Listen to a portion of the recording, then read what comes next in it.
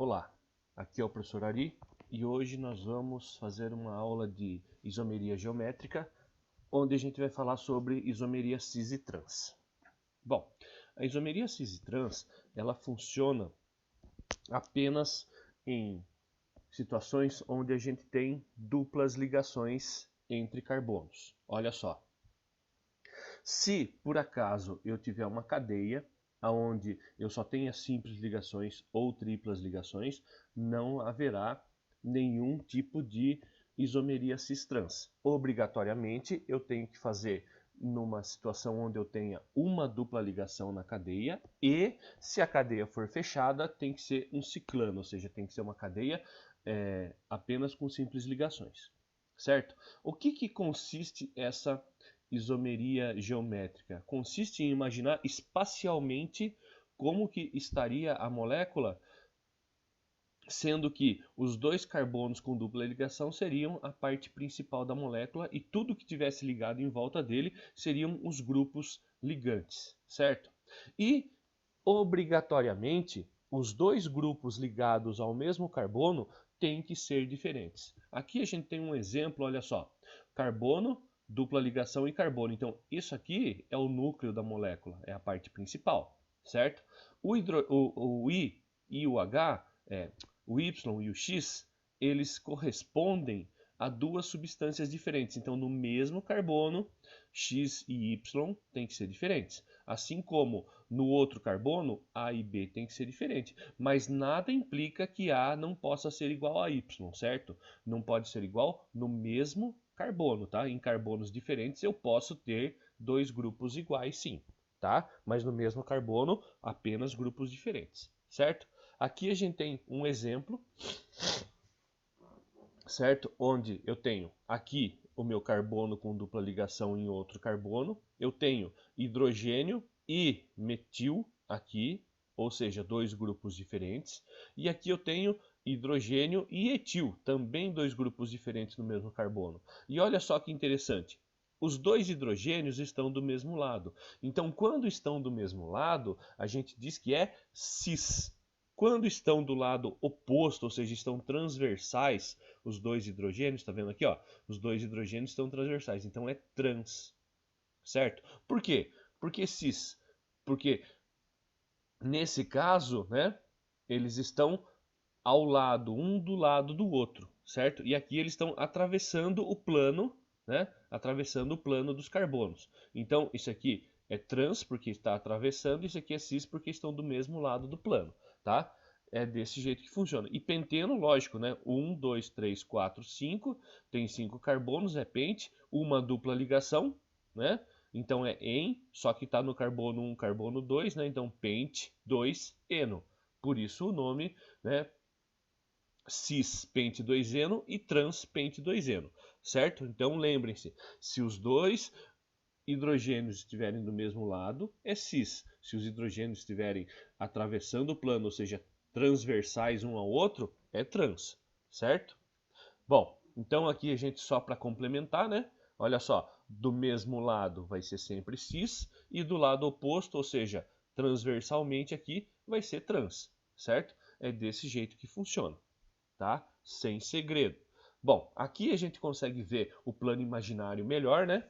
Tá? E aí aqui a gente tem o eteno. Olha só, o eteno, como ele tem H e H aqui, H e H aqui, não existe nenhuma maneira de a gente ter uma isomeria cis e trans. Por quê? Lembre-se que no mesmo carbono os grupos têm que ser diferentes. Então, aqui, o dicloroeteno, esse sim tem isomeria cis e trans. Por quê?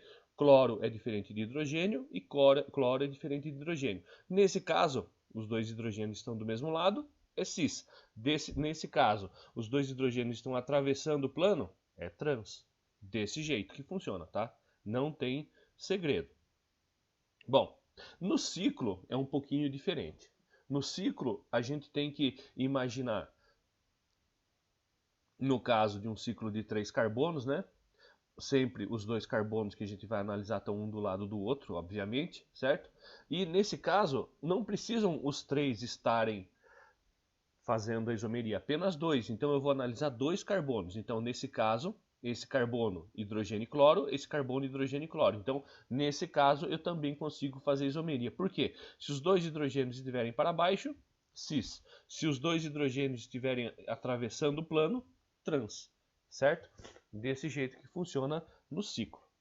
Tá? Bom, continuando, os isômeros Z e E são um caso especial, aonde eu não tenho dois hidrogênios para analisar se é isomeria cis e trans. Então, nesse caso, eu vou ter isômeros Z e E. Como que eu vou saber se o isômero é Z ou o isômero é E?